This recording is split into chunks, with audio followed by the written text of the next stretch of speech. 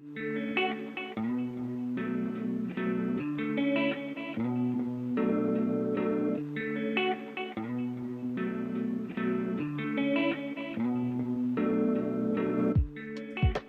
right. Good morning, everyone. It's Monday, July 1st, first day of the first half.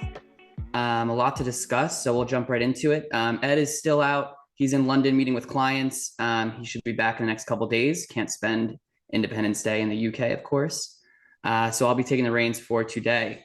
So let's jump into Friday's PCE report.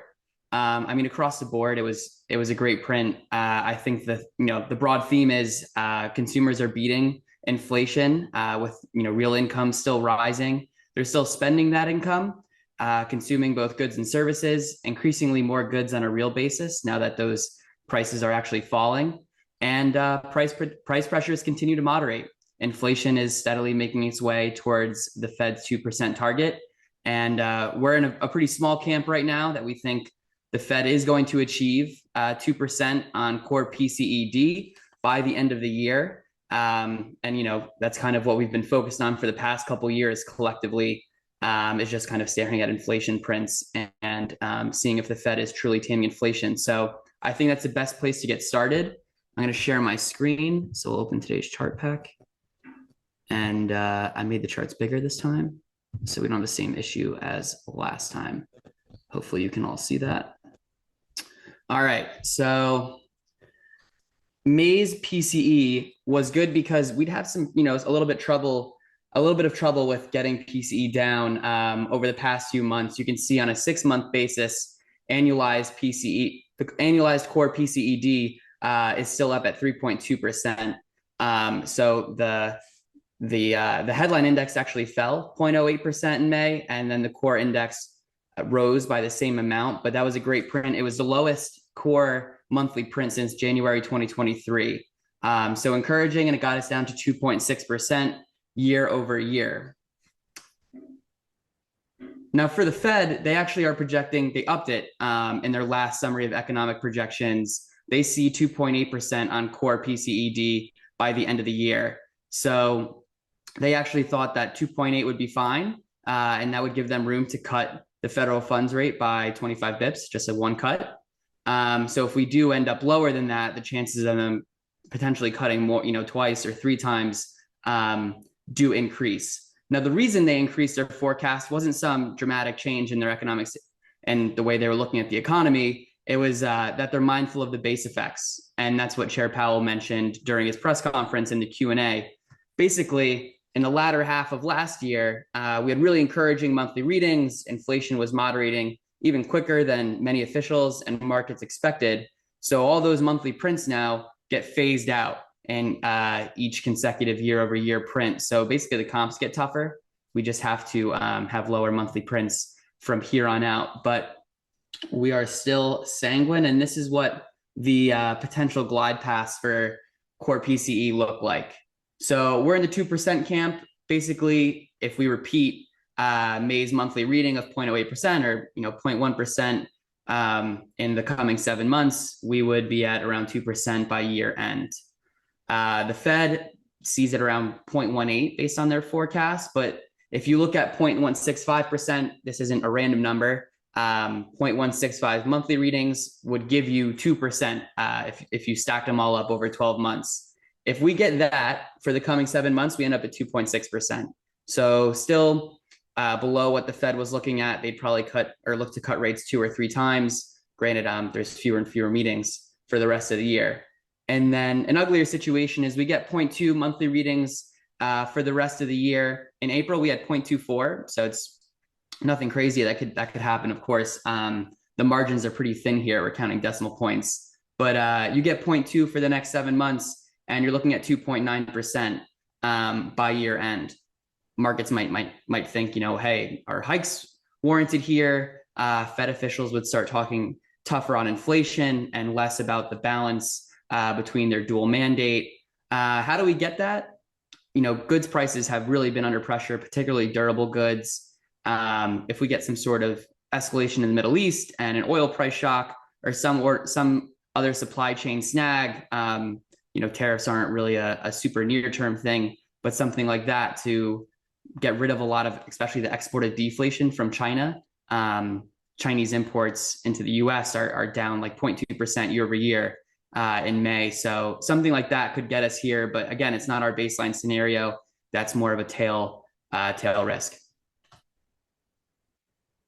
So why are we so sanguine? Let me just make sure. Okay, we're good. So why are we sanguine? I mean, if you take out shelter, we're already there on both CPI and core PCE. We're at 2%. We're actually slightly below on core PCE. It's 1.955%. We're just waiting for measured rent prices to fall to market prices. And if you look at Zillow, apartment list, all those, better, I suppose, or more real-time indicators of rent prices are lower and are consistent with inflation being at 2%. So of course, that has to happen, but it's something that we expect. And you can see, I mean, we're at 5.5% on the PCED. So shelter is actually a lower percentage of PCE than it is in CPI. Hence why core PCE only peaked around 5.5 or 5.6% in 2022, and CPI, jumped to like 9%. But we're at 5.5% right now, and then we expect that to continue falling. And now it's been really a boon, but it is obviously a risk. Durable goods prices fell 3.2% on a year-over-year basis in May. I mean, it was really across the board, every category: autos, home furnishings. Now, some of that is like the flood of supply from China and other countries, but also just decreased demand. We're not growing our consumption of durable goods. Basically, we pulled all that demand forward into 2020 and 2021 when couldn't go to the restaurant or a Taylor Swift concert. And non-durables were up 1.6% annualized last month. But, we could see some deflation in magazines. I guess no one's buying the journal hard copy anymore. Household supplies, but goods prices overall actually fell 0.1% last month on a year-over-year basis. So, we're getting some relief from the goods side. And then the other half of the personal income and outlays print, which we think people should talk about more, but usually PCED steals the show, was really encouraging. It shows that consumer incomes are rising, and that's really the boat that's powering the economy right now. If you look at disposable personal income, this is basically what you have left over after taxes to either spend or save. Save is a broad term. I mean, save, you can just put into stocks or pay down your credit card debt, do whatever, go earn 5% on a money market mutual fund. But disposable personal income on both a nominal and real basis rose 0.5% month over month in May. So it's pretty strong gains, and it's been powered by both earned income, so your real wages are increasing, and then non-labor income. Again, like 5.3% or whatever you're getting on a money market mutual fund or a CD is pretty powerful. And so we can see, real wages, especially on the lower end, we hear a lot about the K-shaped economy. And of course, like there are plenty of lower FICO score consumers and lower income households that are really struggling. The cumulative price increases over the past 4 years are staggering, and we're definitely not minimizing that. But for the past year plus, real wages, especially at the low end, have been outpacing inflation. So it's very encouraging. Lower income consumers obviously have a higher marginal propensity to spend. They spend a lot of their income. So the consumer continues to make money, which is good for them. And this is kind of contextualizing all that interest income. So the unearned stuff is, what you earn from your business, dividends, interest, and personal interest income has absolutely skyrocketed. Of course, your interest payments have risen to some degree, but a lot of people termed out their debt. So over $1.8 trillion seasonally adjusted annual rate. It's just a ton of money that consumers are earning from, they're basically clipping coupons. And the consumer continues to spend. There's no sign of retrenchment. The personal savings rate did pick up a little bit, but by and large, real consumer spending up 0.3% last month over month. I mean, transportation services, we did get more durable goods spending, but again, because we're adjusting for now deflation, it makes those real numbers look a bit better. But healthcare is one of the interesting ones. I mean, we're shelling out a ton on healthcare services, particularly the older generations, baby boomers, etc. And I'm going to go down a couple more. You can see services are still, 2/3 of the overall consumption picture. Goods consumption has kind of petered out at around an all-time high in 2021. But healthcare services are like a third of services consumption. It's pretty staggering. Hospital consumption was up, I believe, last month. And it's basically leisure and healthcare and traveling is what we're doing, which, I guess are good ways to spend your money. But not everything is spent. You can save some. So the savings rate ticked up from 3.7% to 3.9%. Again, that's historically low. We're looking at a 4-quarter average here from Q1. But net worths have been really staggeringly boosted by asset prices. Home prices, been great for household balance sheets, assuming you do own. Plenty of people don't actually have a mortgage. They paid that off. Lots of baby boomers. And stocks are up, and then you get income from bonds. So the wealth effect is pretty incredible, and I think a lot of people missed that when they thought about the retrenching consumer kind of rebuilding their savings after running out of all that stimulus during the pandemic. But we think that should continue to weigh on savings rates. When your portfolio is going up all the time and your house is worth much more, no need to save some of your income. You feel emboldened to spend it, and we expect that to continue. All right, so PCE print was great. It was good. We do think the Fed will achieve their 2% target this year. We don't think the Federal Reserve should cut interest rates this year. Why is that? There's a variety of reasons. I think the most empirical one is just that clearly the economy can handle rates with a 5 handle. It's not historically abnormal. I think we're just comparing it to the ZIRP era post GFC, and then during COVID. There's a recency bias where we think 1%, 2%, or 0% is normal, but really it's not. And a few of the reasons are, first of all, household and corporate balance sheets look pretty good by and large. The economy is still strong. We're still growing on a real basis, and the labor market's tight through a variety of measures, which I'll go through in a second. But I think this is a huge underappreciated chart, which is the federal deficit as a percent of GDP is the highest it's ever been for a peacetime economic expansion. There's a couple wars going on, but this is like a World War II type budget deficit you might expect to see. And I think it's really interesting that, historically the deficit as a percent of GDP has been less than the unemployment rate.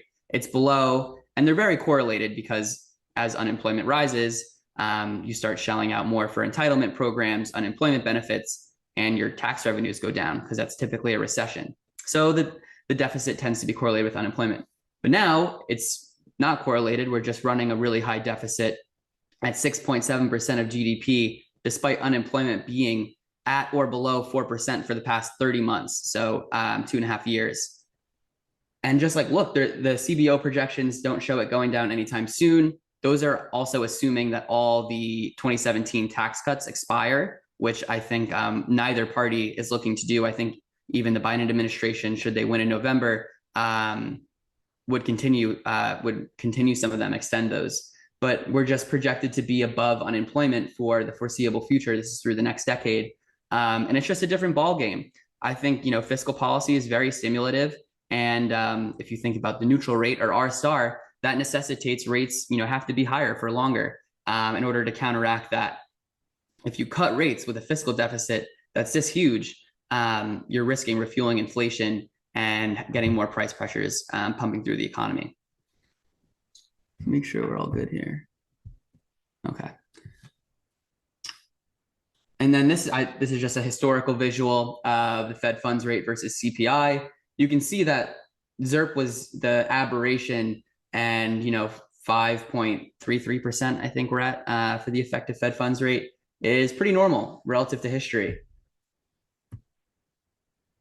So the labor market, I think the jobs picture looks pretty good. People are just really searching for weakness. That's why in every print, whether it's good or not, or really good, people find some sort of, doomery, the economy is doomed type data point, but by and large, it all looks pretty good. The unemployment rate ticked up to 4% last month. We expect it to stay there or maybe below, because if you look at the jobs hard to get series, which is in the consumer confidence survey from the Conference Board, it's really correlated with unemployment, and it actually ticked lower. More people saying jobs are plentiful, less saying jobs are hard to get. We just think the labor market's normalizing. It's slightly cooling off, but it's still very tight relative to history. And jobless remain below 250,000 per week. We expect that to continue.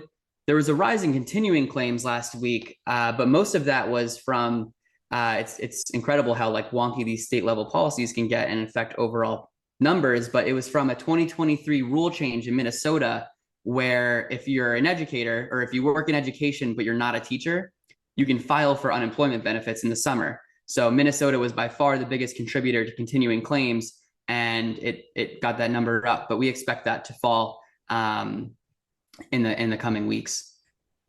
And then a lot of the reason unemployment ticked up was ages 20 to 24, so basically college age kids. Unemployment picked up a lot in the household employment survey, which a lot of bears or hardlanders were pointing to. It fell by about 400,000 people in last month's reading. More than 400,000 of those were 20 to 24-year-olds. So everyone else, actually, if you just take them out, there was actually a gain in employment among the other age cohorts in the household survey. So we think a lot of that has to do with the timing of summer for college kids, and so we'd expect that to reverse in the coming months. So I guess this month's print, which is on Friday, we get the new payrolls numbers. But yeah, I mean, it's not that overall headline decrease was really just like a very small part of the population. And prime age labor force participation, so 25 to 54-year-olds, hit a new record high for this cycle in last month's data. So I think employment by and large looks fine. There's no reason for the Fed to stop focusing on its inflation mandate, especially when we're not at target. And then the growth picture looks fine. Atlanta Fed GDP now was revised lower from 2.7, I want to say, to 2.2 a couple days ago. They're forecasting lower consumer spending. Again, we're bullish on consumer spending. We think incomes look good. Consumers are spending, they're not saving. And 2.2% in Q2 would be consistent with what we saw in the first half of 2023, which was still a positive economic environment, good for stocks, etc. One of the things powering the economy. So people were pointing to like core capital goods spending, orders and shipments. So that's like non-defense, ex aircraft, so excluding Boeing as well. But what that misses is high tech. I mean, this economy is very interest rate, or it's much less sensitive to interest rates today because we're really focused on services and much more on high tech. We show this chart every so often, but capital spending, half of it is in high tech now. So a lot of demand for data centers, and you could see like manufacturing. I think it's manufacturing structures, construction has actually doubled in real terms in the last couple of years because we're building new data centers and we're focused on this AI boom. And a lot of the strength in utility stocks as well is due to expected electricity demand because of all these data centers. So this is a big part of the productivity story, whether it's AI or automation or robotics. We're going to be augmenting workers' productivity, which should keep unit labor costs down, keep companies widening their profit margins, and wider profit margins and more productivity arguably commands a higher valuation.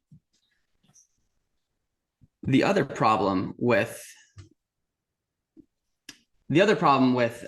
easing too early, or the Fed cutting this year, and why we think they shouldn't, is because if the Fed cuts, or at least starts talking about cuts, you kind of get a loosening in financial conditions. The Fed endogenously affects the path of inflation. A lot of the people calling for cuts now were the people saying the Fed shouldn't raise rates because inflation was transitory, and a lot of those price pressures were. But the Fed would reheat demand, especially in rate-sensitive sectors like housing or manufacturing, which have been in rolling recessions, by cutting rates. So you're they would be cutting rates, and then inflation would be picking back up, or there'd be more price pressures as demand heats up. The economy, the inflation just doesn't keep going on its same path as the conditions around it change. So the upshot is, if they do cut rates, which it seems like they might based on the SEP and where inflation is heading, in our perspective, is we'd expect more of a melt up. So we're through our 5,400 price target for the end of the year. We're still keeping it. But part of that has been valuations expanding as well as forward earnings rising. We have a 270 per share target for forward earnings by the end of the year. We're at like 261, 262 right now. We expect that to continue. We like our 270, but as multiples expand, we kind of get a little bit more ebullience in the stock market. So if the Fed cuts, I think, valuations expand. The rally is less sustainable. It doesn't mean like stocks are going down. It's just a less healthy rally, so to speak. And I think this is a great visual for comparing this to the 1990s, which is our melt up scenario, our risk scenario. We're, infotech and communication services, which broadly I'll call tech, are at about the same share of the overall market today that they were in the 90s, 41, 42%. But they're a much larger share of forward earnings. They're a third of the market's forward earnings, as opposed to less than a quarter in the 90s. And then, of course, you have to think, well, how realizable are these earnings, right? Like forward earnings tend to, as you can see in 2001, they can collapse. Those aren't real earnings yet. NVIDIA is selling to, Apple, Google, very large companies. Like, this demand is very real and it's being put into practice. We think the earnings are much more realizable, but there's still clear, as you can see, like plenty of room for valuations to expand past where forward earnings are as a percent of the overall market. If you look at the 90s, so there would be room to go, quote unquote. It wouldn't be so abnormal relative to, something that happened fairly recently. But no, I mean, in our opinion, the economy looks good. It can handle higher rates just fine. Of course, there's pockets of weakness when you jack up rates to, multi-decade highs, but inflation's moderating, growth remains strong, the labor market's on solid footing. And I mean, payrolls are very correlated with forward earnings, because companies that are doing well tend to expand payrolls, and we have forward earnings at a new all-time high, around 262 per share. So the jobs market the labor market picture doesn't look like it's deteriorating anytime soon. Realistically, the Fed should just stand pat, and I'd like to say they should take the rest of the year off. Of course, they won't be doing that, but I think rates should just stay here, even if, and as we expect, the core PCED falls towards 2% by the end of the year. And with that, I will take some questions if I can open Q&A.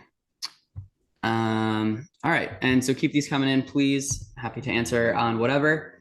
Hi, Eric. Isn't 2.6 or even below with the normalizing job market? Maybe 4. Sorry about this. Very this guy's blowing leaves, but maybe we'll get him to stop for a second. Maybe 4.4% by December, enough for at least one cut. And if there are no cuts, monetary policy would be more restrictive than now, at least. Okay, so this is a lot of the argument that policymakers, particularly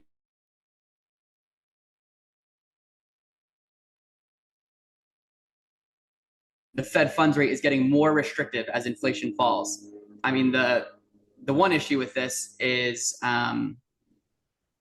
it doesn't really make sense to compare, like inflation to a short-term rate. I don't think consumers and businesses make, decisions in the way that R-star is constructed, but monetary policy doesn't necessarily, like 5.5% kind of keeps the same restrictiveness. It's not like getting tighter on the economy as inflation falls. It's just there at some point there's an R-star or a neutral rate where inflation doesn't heat up and growth remains strong. Empirically, arguably, this is the neutral rate because growth is strong, inflation is falling, and the labor market does remain healthy. So I don't think there's anything necessitating that conditions are getting more restrictive, especially if you look at SLOOS, the Bank Lending Officer Survey, which is a smaller part of the economy now that there's all that private equity and private credit capital out there chasing to lend. But SLOOS is less tight. It's getting less tight with each survey. So lending standards aren't getting any tighter. They're going to start loosening. And if you look at credit spreads, they're historically tight. So it's not like conditions are super loose or super restrictive. If anything, they're kind of loose-ish. But thanks, Lucas. Chip. As per R star, the Supreme Court's immunity ruling has pushed 10-year to 4.48% in anticipation of a potential second Trump term. Markets are predicting higher inflation under a GOP regime. What are your sentiments and your estimate of R star, considering it's currently range bound between 2 and 3%? Yeah, so some of the sell-off at the long end, it's been mostly real rates. So like the 10-year tips is up 8 or 9 bips along with the 10-year yield. One of the things I was kind of cautious about reading too much into it was because Friday, not only did we have the debate, we had PCE showed that like consumers are still like strong. They're still making money. They're still spending it. Growth is maybe stronger than we expected, or that markets expected. And then also you had rebalancing. That was the end of the second half, that was the end of the first half.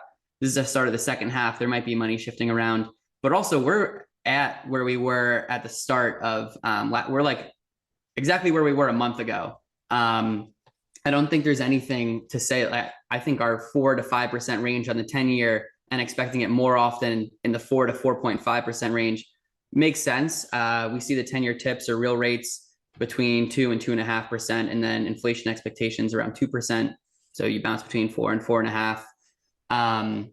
The second Trump term, the CBO projects it'll be have a wider deficit because you have unfunded tax cuts, and then arguably the same amount of spending, and then you have tariffs, which I guess would could increase revenue, but it depends on how much you're actually still trading. Yeah, I don't know. It's tough to read into what a 10 bips or 15 bips increase in the 10-year is, whether it's PCE, whether it's also like French bonds are a little bit more bid after it looks like the RN, or the National Party, the far right Marine Le Pen's party, isn't going to get a majority. So there was flows into U.S. assets and into the 10-year because there was a sell-off in French debt. It could be those reversing as well. It's hard to get a read on what Trump's policy will be like. We extend all these tax cuts, that just leads to a wider budget deficit. But in reality, both parties kind of are like pro deficit, it seems like. So I think don't read too much into this 10-year move. And we still expect it to chop between 4 and 4.5. Thank you, Chip. Dope. Good morning. How do you think the yield curve gets back to normal, or is inverted the new normal? No, eventually it gets back to normal whenever the Fed cuts rates. They're right now projecting that they will this year based on the path of inflation. But they'll cut rates at some point, and then, the long-term, if the Treasury, let's say they don't cut rates, eventually the Treasury has to term out their issuance and start issuing more coupons to fund the deficit. You'd get some term premium widening and you get the long end up. But for now, the inverted curve is kind of here to stay until there's more movement. Do you think the rate is restrictive now? I answered that. Seeing another inflation wave. Another inflation wave would probably be from a oil supply shock, or something with supply chains. I guess if tariffs do raise prices substantially, I'm not sure what or how quickly Trump would institute tax or the sweeping tariffs that he's been talking about if he did win. But no, the factors that led to a second wave in the 70s it's just much different today. There's no like COLAs, cost of living adjustments, and there's far lower like union employment workers who belong to a union. So it's not the same, but there are higher shipping costs. The Suez Canal and the Panama Canal have been a little constrained, so we're seeing higher freight costs. That stuff could feed into goods prices, but we're yet to start seeing it, especially with China dumping cheap goods as they're sort of grow out of this kind of property recession that they've created. I'm not sure it'll work, but it's what they're doing. Ian, if bank loans have been flat the last 2 years, do you think this will have a negative delayed effect on small businesses? So I was speaking a little bit about sluice earlier. It looks like banks aren't, they're kind of easing off a little bit. Less banks are tightening standards than before. But the influx, this huge deluge of cash and private credit I mean, they're all chasing after, it's kind of a race to the bottom. You're chasing after the same deals. That's definitely helping the lending environment. I continue to buy autos, even though auto loans are at 8.5%, 9.5%. So I think, small businesses, like if you look at small caps, the index itself is kind of poorly constructed. There's a lot of regional banks in there. There's like biotechs. There's a ton of unprofitable companies.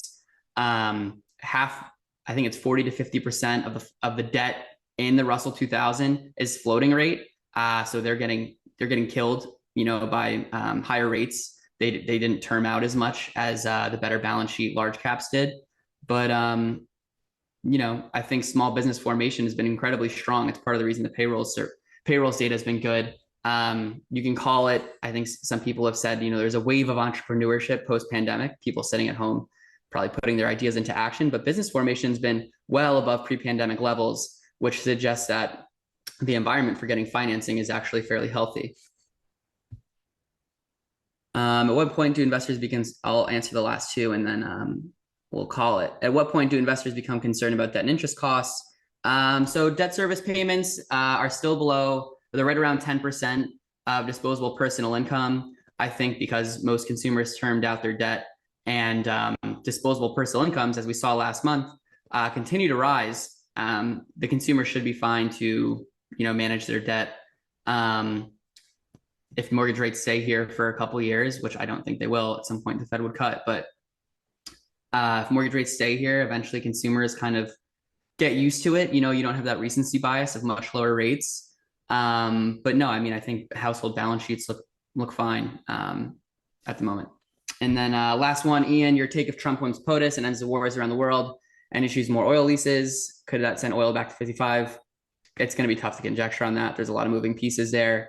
But yeah, I guess hopefully we'll find out more about what those prospective policies would be in the coming months.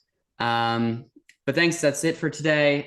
Thank you all for joining. Ed should be back next week on the webcast. I hope you all have a great 4th of July and enjoy the week wherever you may be. Thanks again for joining.